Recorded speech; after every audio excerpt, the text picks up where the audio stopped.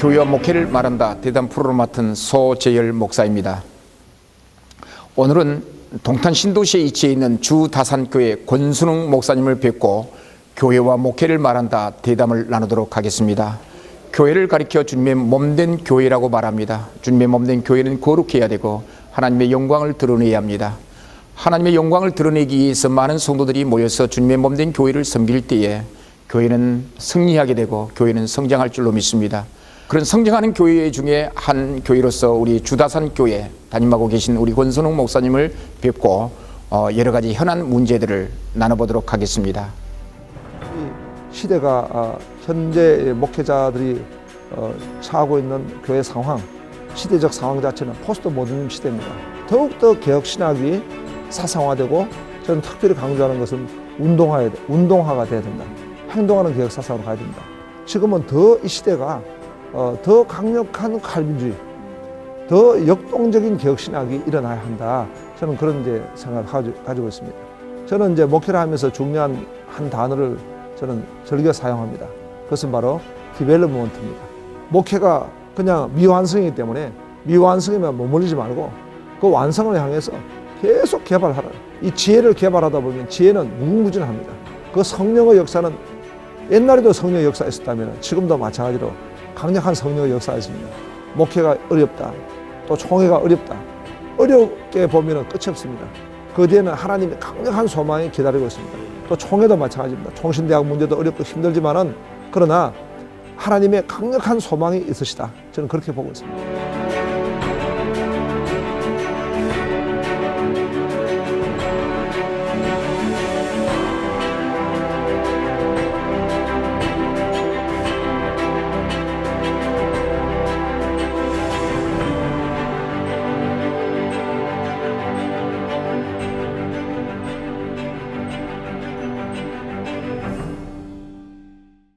목사님, 예. 안녕하십니까? 반갑습니다. 예. 교회와 목회를 말한다 소재열 목사입니다. 오늘 대담에 응해 주셔서 감사합니다. 권순웅 목사입니다. 목사님, 근황 어떻게 지내고 계십니까? 저는 목회자이기 때문에 열심히 목회하고 있습니다. 오늘도 뭐 장례식도 가서 또 심례도 하고 또 제자 훈련 열심히 하고 설교 열심히 하고 신방하고 그렇습니다. 또 뭐 총회 일도 보고 계시죠? 총회 일을 하나님 맡겨주셔가지고 또 총회도 열심히 봉사하고 있습니다. 목사님, 그 자녀분은 어떻게 뒀습니까? 저희 교회 이름은 주다산, 많이 낳는다는 이름인데 딸 하나밖에 없습니다. 예. 귀한 자녀네요. 네. 자, 목사님 총신 몇 회십니까? 84회입니다. 84회면은 졸업한 지 한 20년 가깝게 되네요. 예, 20년이 훨씬 넘었죠. 예, 예. 네. 자, 그러면 그 신학교 다니실 때 총신 신대원 시절에 원우회장직을 맡았다는 이야기가 있는데 그 이야기 좀 해주십시오. 부족한데 원우회장을 하게 됐습니다.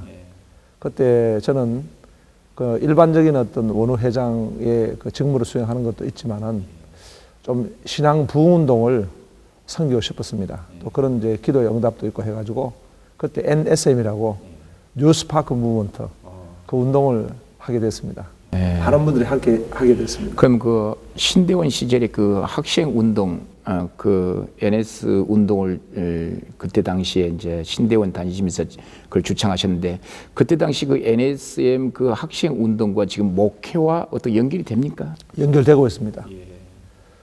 그때 저희가 NSM을 할 때에 정말 그 NSM의 그 신학적 배경이 개혁주의 신학이었습니다.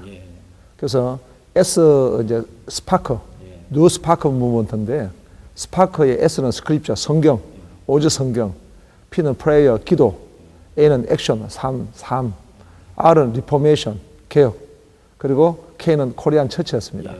그런 이제 개혁 사상이라든가 이런 어떤 그 비전 이런 것들이 저는 목회에 그대로 접목이 됐습니다.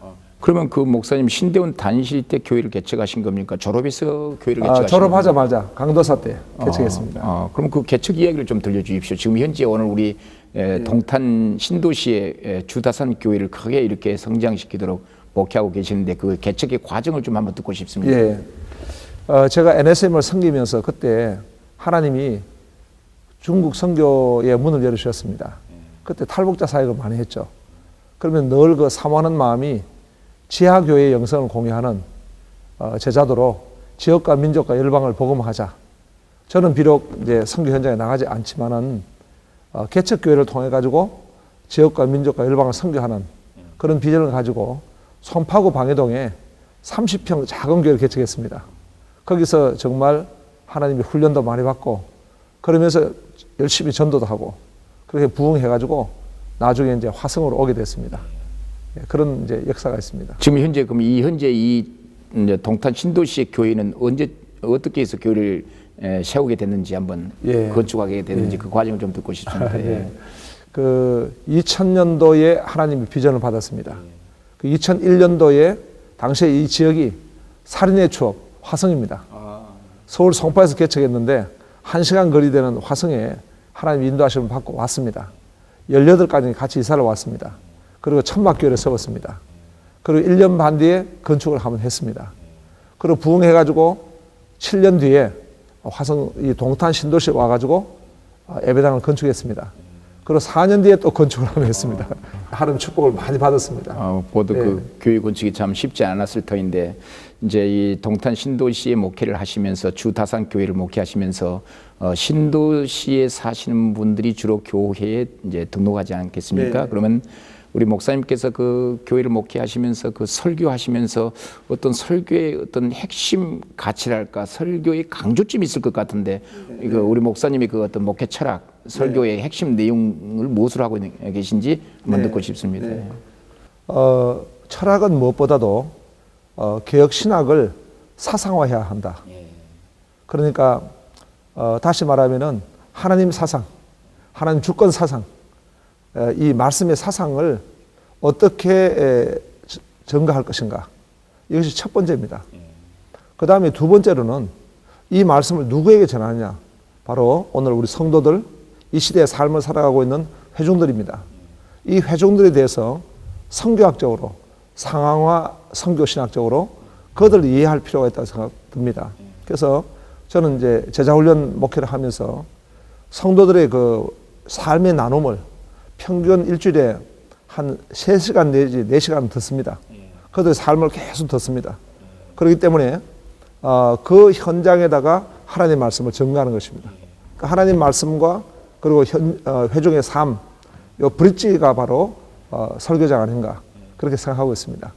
교회를 이렇게 이제 크게 건축하시고 목회를 하시면서 교회에는 다양한 조직들이 있을 터인데 뭐 당회, 공동회, 재직회 그래서 다양한 그 일꾼들을 이제 파트너로 하여 이제 함께 목회를 하게 될 텐데 교회 자랑을 좀 하신다고 한다면 우리 교인들 성도님들의 그 헌신과 봉사가 많이 있어서 오늘 여기까지 왔을 것 같은데 당회도 있을 거고 재직회, 공동회 있을 거인데 우리 교회 자랑 좀 해주십시오. 교인들 자랑.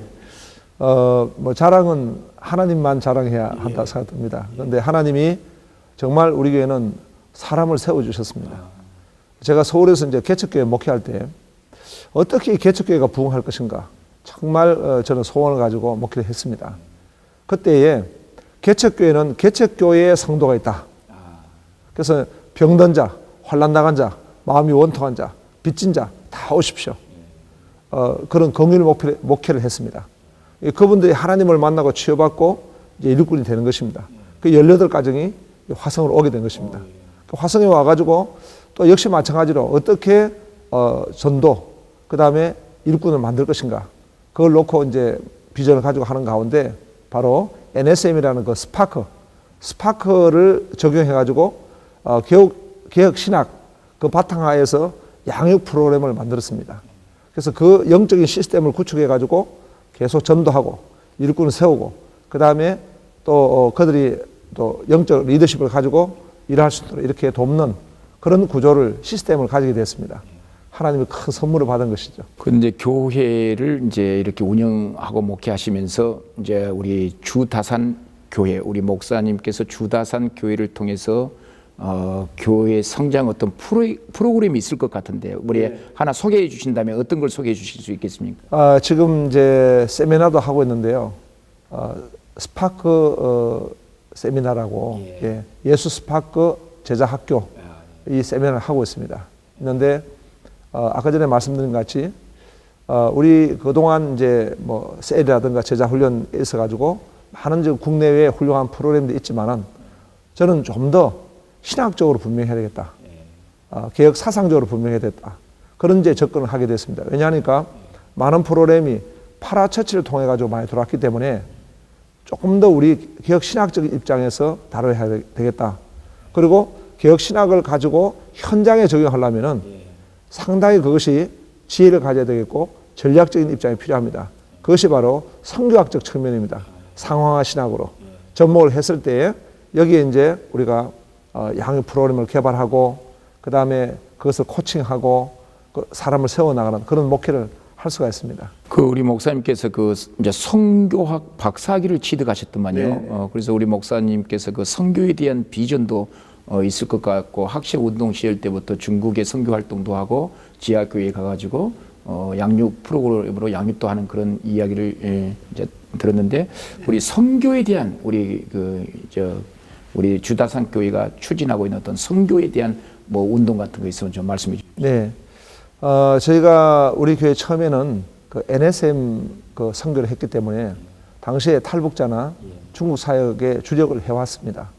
그러면서 이제 지금도 이제 뭐 네팔이라든가 다른 오지의 선교를 하고 있는데 저희의 선교 방향은 사람을 키우는 선교다.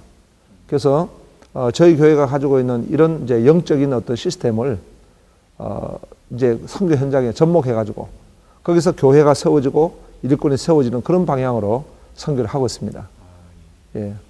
지금 그 우리 목사님께서 이렇게 이제 훌륭하게 성공적으로 이 신도시에서 목회를 하시면서 우리 대한예수교 장로의 합동교단 전국에 한 12,000여 교회 270만이라고 하는데 우리 270만을 대표하는 우리 총회 또 서기 직무를 우리 목사님께서 지금 감당하고 계십니다. 네. 그 서기 직무를 감당하시면서 교회 목회하시면서 상당히 좀 분주하게 바쁘게 움직이실 것 같은데 그 서기 직무하고 목회 관계를 접목시킨다고 한다면 이제 어떤 형태로 지금 서기 직무를 수행하고 계시는지 네. 한번 말씀해 주십시오. 네.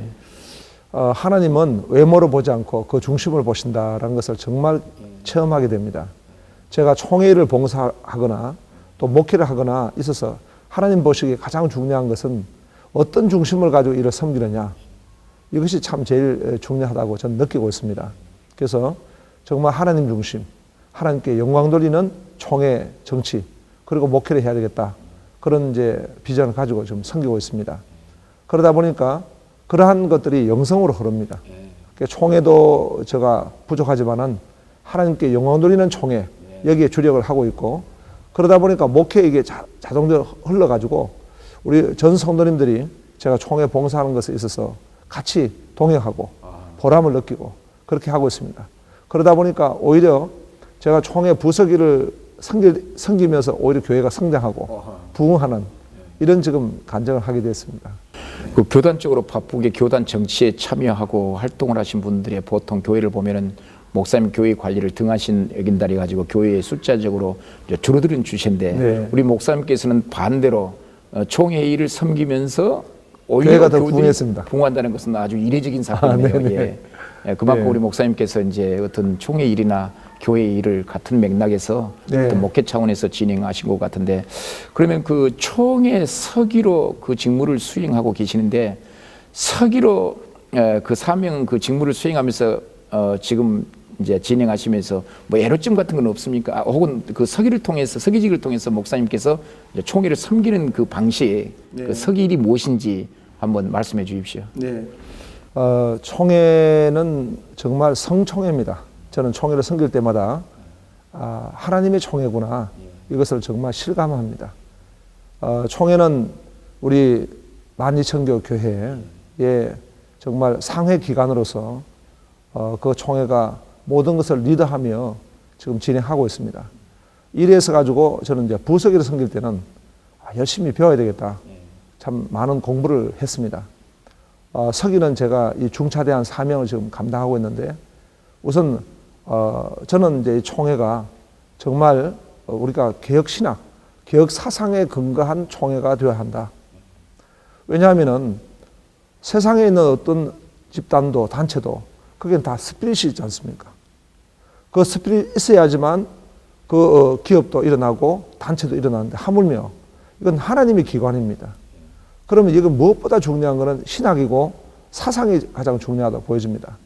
그래서 혹시 총회의 어떤 뭐 정치이기 때문에 뭐 정치적인 어떤 방문론이 주도한다든가 또는 뭐 어떤 총회가 어떤 봉사 기관이기 때문에 그런 행정과 봉사가 끌어간다. 물론 그건 실무적인 이야기입니다. 그러나 저는 가장 중요한 것이 신학적 근거와 사상적 모토가 바로 되어 있느냐. 특히 이제 종교개혁 500주년 아닙니까? 그렇기 때문에 그런 사상의 근거에서 이 총회가 바로 서야 된다. 그리고 그 모토에 의해서 모든 정치, 행정, 리더십이 이루어져야 된다. 이렇게 저는 보고 있습니다. 그리고 이제 실무적으로 일을 진행할 때는 서기가 총회의 어떤 일들이 정말 바른 방향으로 잘 갈 수 있도록 제가 감당해야 될 책임들을 확실하게 감당하고 또 그것을 잘 지키는 이것이 중요하다고 생각됩니다. 그 총회 서기로서 총회 임원직을 수행하면서 전국 교회에서 어떤 갈등이랄지 분쟁에 대한 여러 가지 문헌, 청구, 청원들이 총회로 올라오지 않습니까? 네. 가장 먼저 서기가 그 서류를 접수받아 가지고 각 부처별로 이제 안배에서 이제 이첩하는 직무를 수행하고 계시는데 네.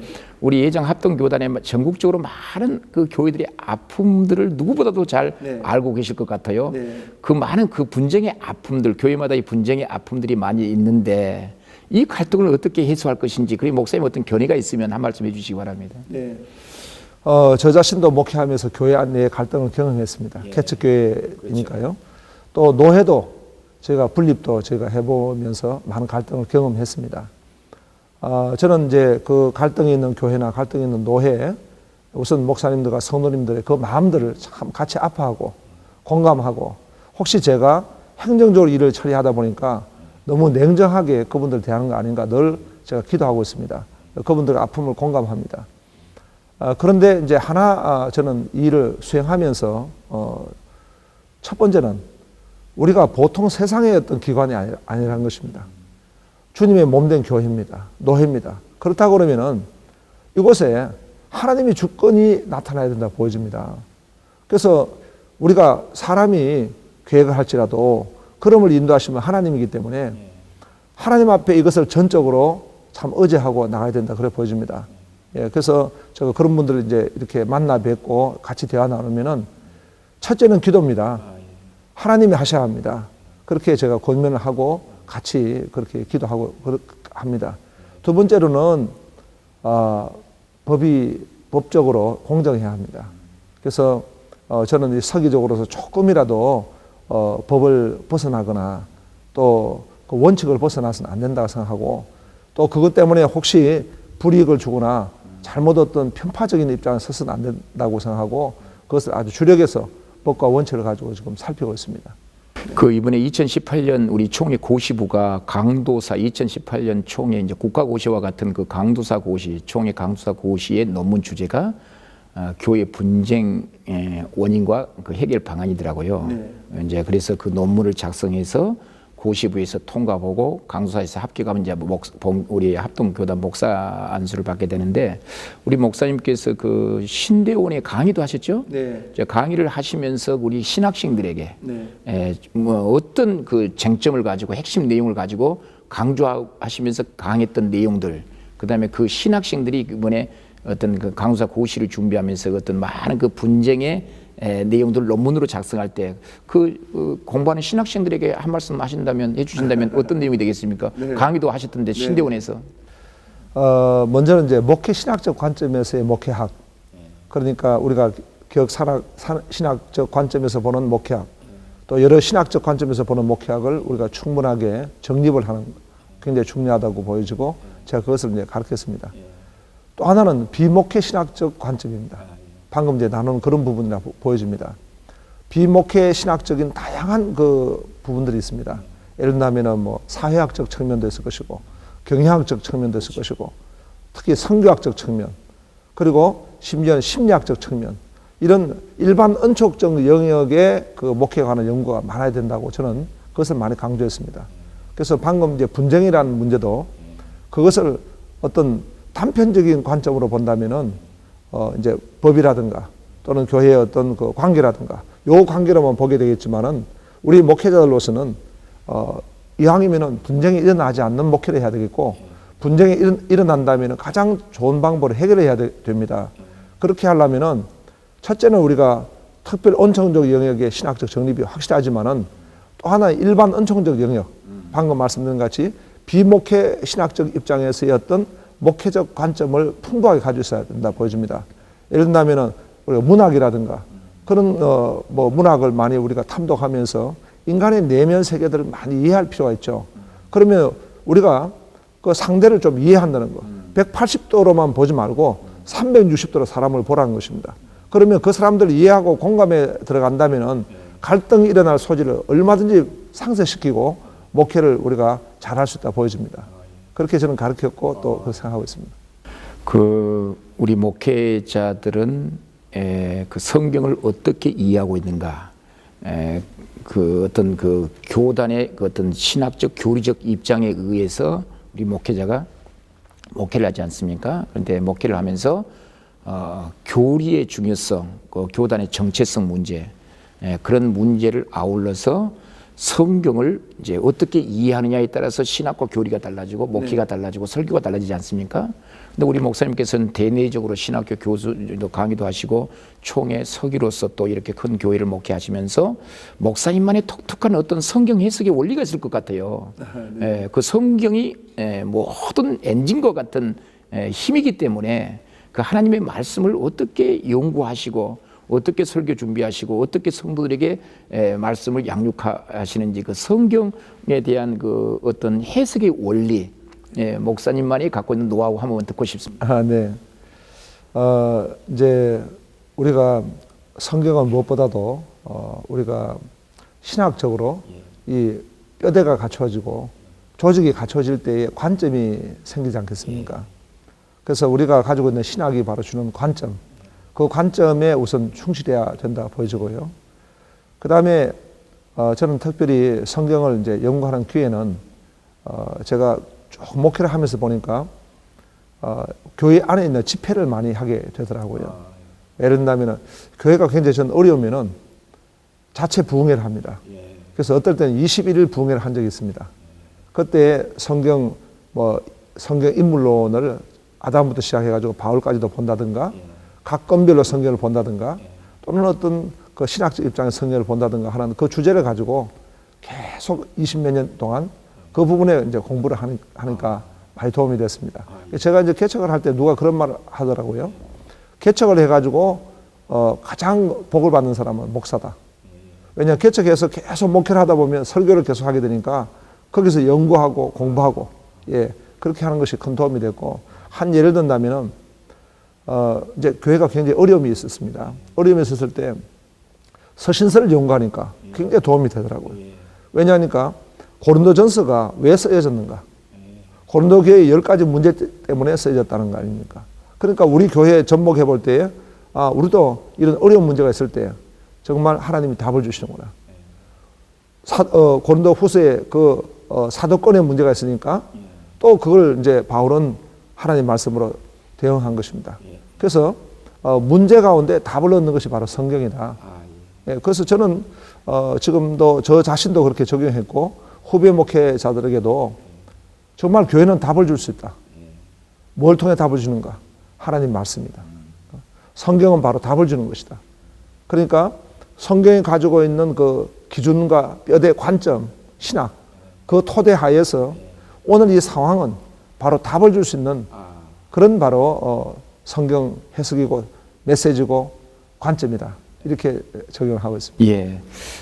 예, 그래요. 아유, 감사한 일이네요. 지금 좀 부담스러운 질문입니다만은 우리 이제 총회 서기로서 총회 임원으로서 지금 활동하고 계시지 않습니까? 그런데 우리 교단 총회 소속인 총신대학교는 우리 총회 지경신학교 아니겠습니까?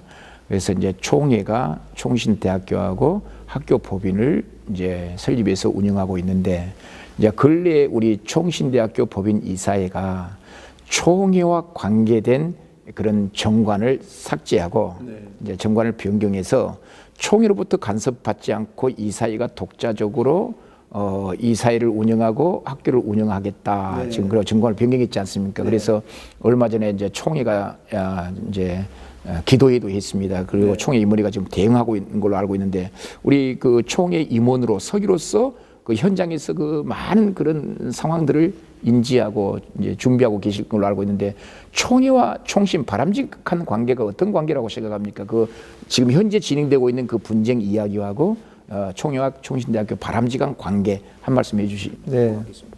네. 모든 것이 자기 자리로 돌아가야 된다고 생각됩니다.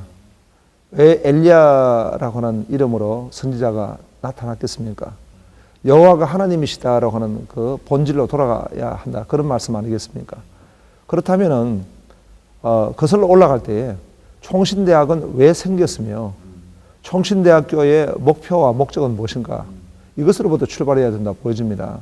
그것은 바로 총회 직영신학교였습니다. 이 총신대학은 아무리 학문적 영역을 확장하고 발전시킨다 하더라도 가장 중요한 것은 하나님의 종을 배출하는 교육기관이라는 것입니다. 총회가 왜 총신대학을 세웠겠습니까? 그렇다면은 그런 본질로 돌아가야 되는데 조금 이제 그 총신대학의 리더십을 가지고 있는 분들이 그 방향을 다른 쪽으로 가져가면 안 된다고 보여집니다. 한 예를 든다면은 좀 일반 대학교 같이 발전해야 되겠다. 또 그 다음에 아니면 개인의 어떤 그런 철학이나 개인의 관점을 가지고 이 조직을 운영하거나 반영해서는 안 된다고 보여집니다. 철저하게 우리 총신은 선지동산입니다. 하나님의 그 종들을 배출하는 기관입니다. 그렇다고 그러면은 개인의 모든 생각들을 내려놓고 다시 제자리에 돌려놓아야 한다. 그래 보여집니다. 그래서 그렇게 하려면은 정관이 그렇게 임의로 변경된 부분들을 다시 원상복귀를 해야 될 것이고, 그리고 또 총신대학을 책임지는 리더십이 그 약속을 지켜가지고 또 총장직을 사퇴를 하시고 명예롭게 모든 것이 정리되어야 된다, 그런 생각됩니다. 네. 자, 그러면 이제 우리 총신대학교가 총회 직영신학교로서 계속 이제 목회자를 양성하고 배출하고 우리 교단이 133년 그 선교 역사 가운데 총신대학교가 1901년에 이제 설립됐고, 그래서 이제 이 교단과 총신, 이 교회 항상 우리가 이야기할 때 그 본질로 돌아가야 된다. 핵심 가치를 추구해야 된다. 정체성을 유지해야 한다. 이제 그런 말들을 많이 하고 있지 않습니까? 교단의 정체성, 교회의 정체성을 유지하기 위해서 우리 많은 목회자들, 우리 장로님들, 성도들이 가져야 될 관심이 뭐라고 보십니까, 목사님? 예, 목사님들이나 장로님들이 과연 우리 그 신학은 무엇인가, 또 우리 사상은 무엇인가, 관한 어떤 근본적인 그 질문에 충실해야 된다, 그래 보여집니다. 단 우리의 신학과 사상이 이제 다소 너무 변정학적 측면에 머물러 있다. 예를 든다면은 자유주의 신학으로부터 우리가 방어하는 신학으로서의 어떤 개혁신학, 또는 어떤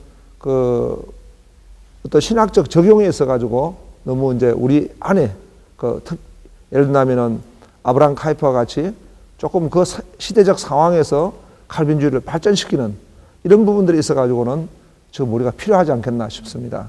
지금 이 시대가 현재 목회자들이 처하고 있는 교회 상황, 시대적 상황 자체는 포스트 모더니즘 시대입니다. 얼마나 다변한 시대입니까? 이런 다변한 시대에 더욱더 개혁 신학이 사상화되고, 저는 특별히 강조하는 것은 운동화가 돼야 된다. 영역을 확장하고 다이나믹하게 그 진리가 운동화해야 된다. 저는 그렇게 생각하고 있습니다. 그래서 저는 이 개혁 사상이 행동해야 된다. 행동하는 개혁 사상으로 가야 된다. 예를 든다면 칼빈주의가 발전해가지고 그 스코틀랜드에서는 존 낙스를 통해가지고 발전했었고, 또 이제 그 아브라함 카이퍼를 통해서 네덜란드에서 발전했었고, 또 미국에서는 조나단 에드워드를 통해서 발전하지 않았습니까? 물론 우리 한국에도 박형룡, 박윤순 박사님을 통해 가지고 우리 신학이 발전해 왔습니다. 그런데 지금은 더 이 시대가 더 강력한 칼빈주의, 더 역동적인 개혁 신학이 일어나야 한다. 저는 그런 이제 생각을 가지고 있습니다. 그 우리 총회적으로 그 행동하는 개혁 신학을 위해서 총회적으로 뭐 준비한 거 없습니까? 102회기 때 예. 결의가 됐습니다.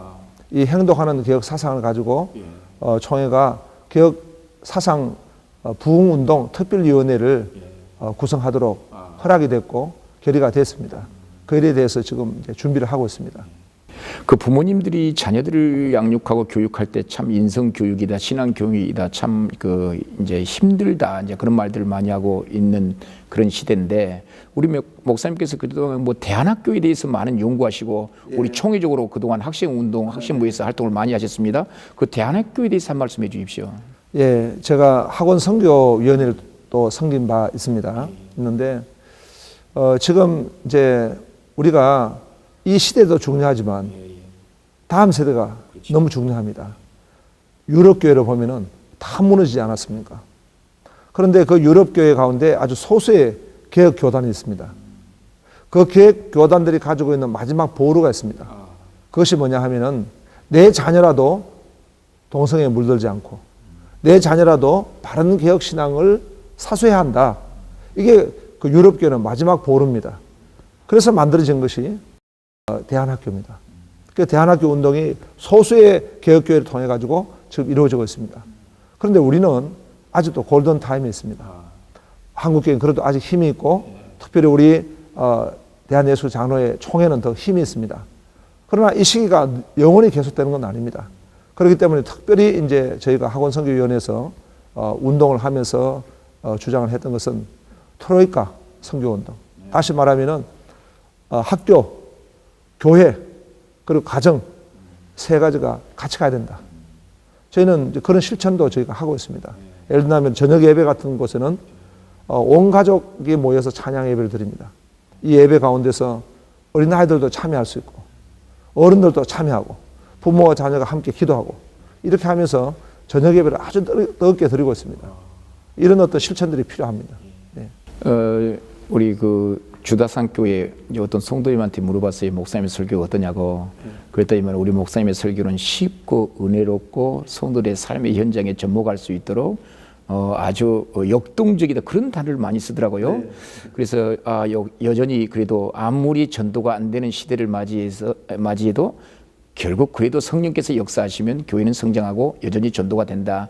이제 그렇게 이제 믿고 있는데 우리 목사님께서 우리 한국 교회를 위해서 뭐 전도에 대해서 교회가 성장해야 한다. 여전히 성장할 수 있다. 교회가 역동적으로 앞으로 이제 새로운 세대를 위해서 교회가 이제 본질적인 사명을 감당하면서 나가기 위해서 목사님께서 이제 우리 한국 교회를 위해서 부탁하고 싶은 말씀이 있다든가 우리 교단 우리 모든 구성원에게 한 말씀 하신다면 한번 해주시면 감사하겠습니다. 네네. 저는 목회를 하거나 총회를 또 섬기거나 가장 중요한 것은 이 신학과 사상이라 생각합니다. 아무리 우리가 좋은 방법이라 할지라도 방법이 목적이 돼서는 안 됩니다. 그래서 그런 어떤 중심을 가지되 그 다음에는 정말 비둘기같이 순결하고 뱀같이 지혜로워라는 것입니다. 이 지혜에 관한 연구가 많이 필요하고 보여집니다. 사탄은 온갖 그 지략을 다 해서 괴계를 꾸밉니다. 그래서 이 현대 문명을 얼마나 지금 사단이 영향을 주고 있습니까? 그런데 진리를 전파하는 우리 기관인 교회가 더 지혜로워야 된다 생각됩니다.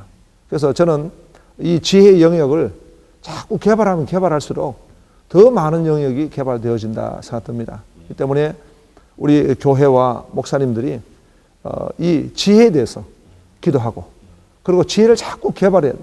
저는 이제 목회를 하면서 중요한 한 단어를 저는 즐겨 사용합니다. 그것은 바로 디벨롭먼트입니다. 개발입니다. 개발하라는. 그러니까 목회가 그냥 미완성이기 때문에 미완성이면 머물리지 말고 그 완성을 향해서 계속 개발하라. 그러면 이 지혜를 개발하다 보면 지혜는 무궁무진합니다. 하나님 주십니다. 그리고 마지막으로는 이제 이것을 성령의 역사에 의해서 성령은 하나님의 능력 아닙니까? 그 성령의 역사는 옛날에도 성령의 역사가 있었다면 지금도 마찬가지로 강력한 성령의 역사가 있습니다. 성령께 의지해서 하면은 성령이 이 모든 일을 되게 하시는 거예요. 마지막으로 한 말씀만 더 드리겠습니다. 예, 저는 이제 목회를 하면서 정말 제가 배운 체험적 지식이 있습니다. 그것은 뭐냐? 서신서를 연구하거나 선지서를 연구하면은 절망 아닙니까? 그런데 절망이 클수록 그 가운데 강력한 소망이 있습니다. 예.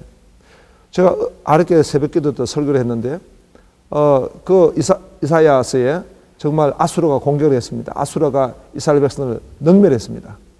그런데 마지막 그 성경 구절에 보니까 히스기야는 침묵했다라는 말이 있거든요. 히스기야는 침묵했다라는 것이 강력한 소망이더라고요. 이 침묵은 절망이 아닙니다. 다음 장으로 넘어가면 하나님의 강력한 역사에 대한 소망입니다. 그렇듯이 목회가 어렵다. 또 총회가 어렵다. 어렵게 보면 끝이 없습니다. 그 뒤에는 하나님의 강력한 소망이 기다리고 있습니다. 그게 제 목회고 또 총회도 마찬가지입니다. 총신대학 문제도 어렵고 힘들지만은 그러나 하나님의 강력한 소망이 있으시다. 저는 그렇게 보고 있습니다. 예, 감사합니다. 오늘. 예, 오늘은 동탄시에 위치하고 있는 주다산교회 권순웅 목사님을 모시고 여러 가지 이야기를 나눠봤습니다. 우리 대한예수교 장로회 합동교단과 차세대 한국교회 차세대 지도자로서 교회 목회 사역과 총회 사역을 위해서 힘쓰고 계신 우리 권순웅 목사님 오늘 만나 뵙고 여러 가지 이야기를 나눠봤습니다. 목사님 오늘 대담 나눠주셔서 감사합니다. 감사합니다. 네, 감사합니다. 네, 감사합니다.